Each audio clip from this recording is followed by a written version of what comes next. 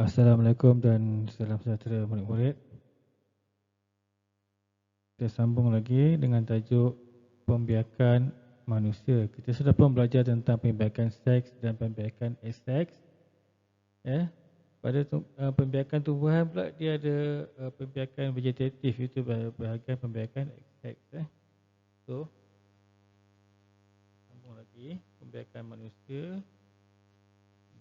Bab 82 yang tentang 1. Sila buka buku teks muka surat 97 hingga 103. Okey. Sistem pembiakan lelaki dia ada beberapa bahagian Tengok ini adalah pandangan hadapan, manakala ini adalah pandangan sisi sistem pembiakan lelaki. Okey. Pundi kencing tidak termasuk tapi dia guna juga saluran tu untuk saluran yang sama Okey, pundi kencing, vesikel semen, kelenjar prostat, ductus sperma, uretra, scrotum, testis dan zakar. Awak kena pasti nama-nama setiap satu ni.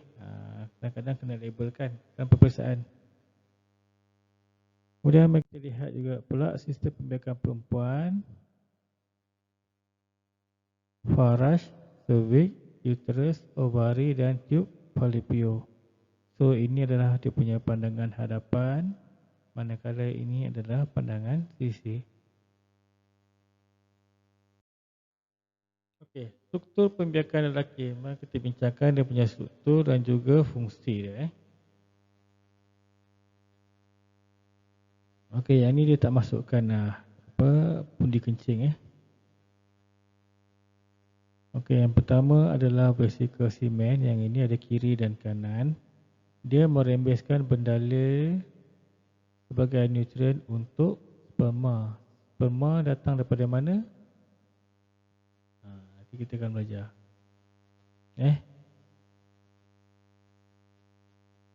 Kelenjar prostat merembeskan bendala keruh ke dalam sperma. So ada dua jenis kelenjar. Satu vesikel semen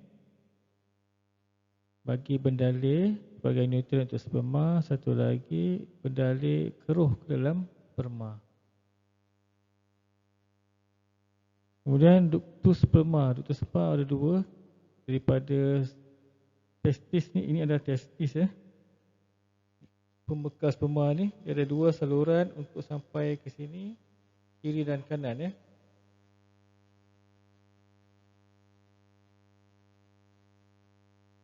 Dan dalam zakar ni ada satu saluran,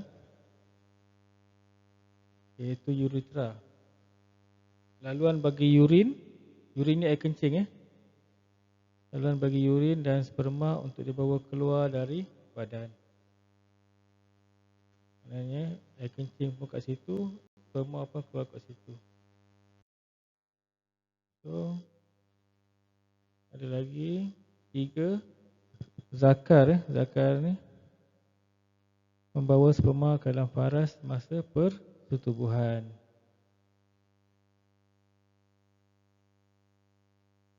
Testis menghasilkan sperma dan testosteron. Hormon testosteron adalah hormon lelaki Inilah kilang dia, kilang pembiakan untuk lelaki. Dan akhir sekali skrotum, kantung kat luar dia. Kalau kamu tengok kucing jantan yang nampak kan, tergantung tu. Itu adalah skrotum, pundi yang melindungi testis.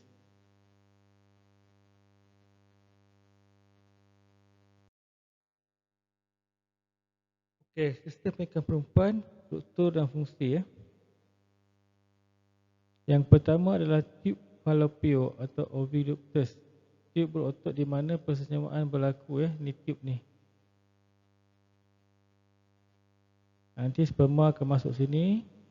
Dia akan berenang sampai dah dekat sini ada ovum. Mana ovum? Ovari menghasilkan gamet betina dipanggil ovum. Ini ovari ada dua, kiri dan kanan. Dia akan menghasilkan ovum ya. Nanti dia akan disambut oleh tube fallopian ni masuk ke dalam.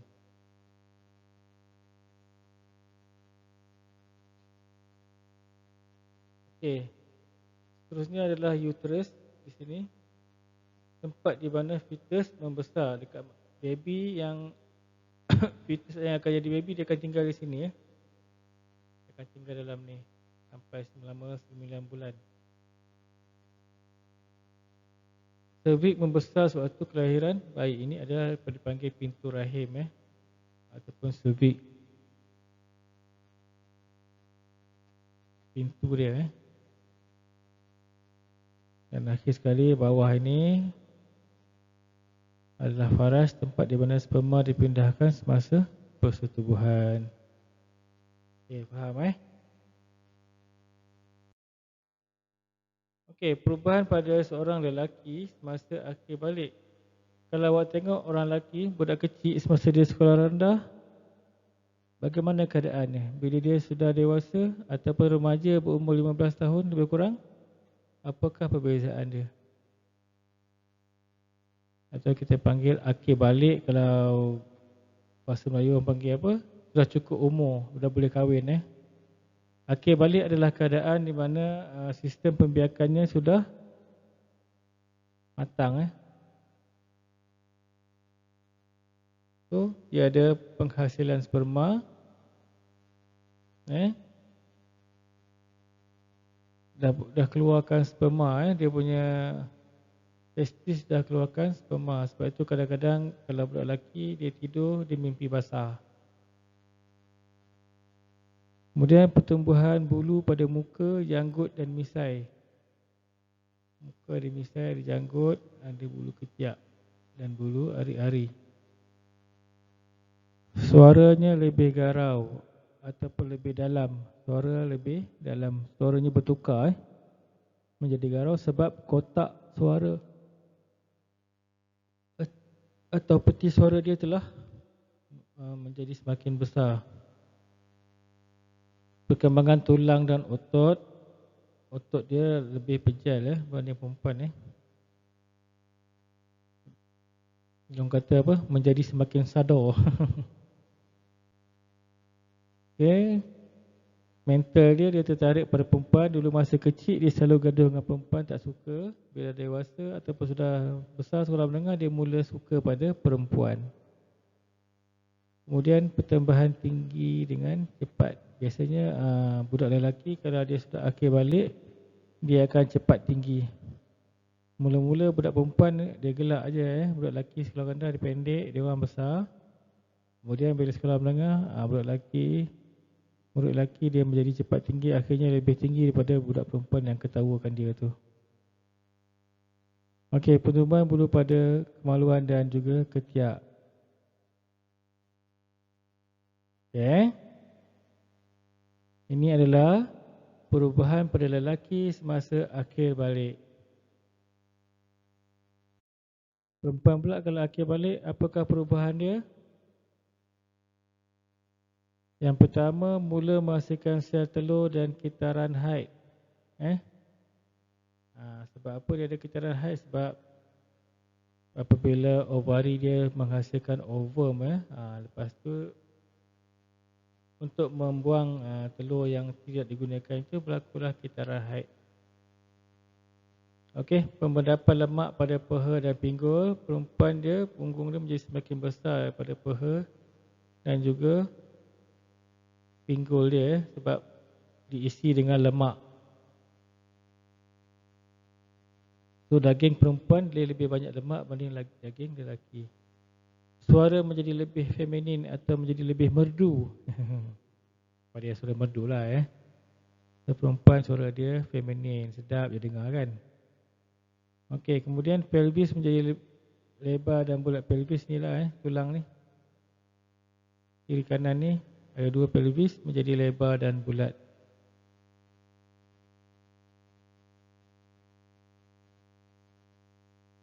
Kemudian tertarik seks pada seks yang bertentangan kepada lelaki.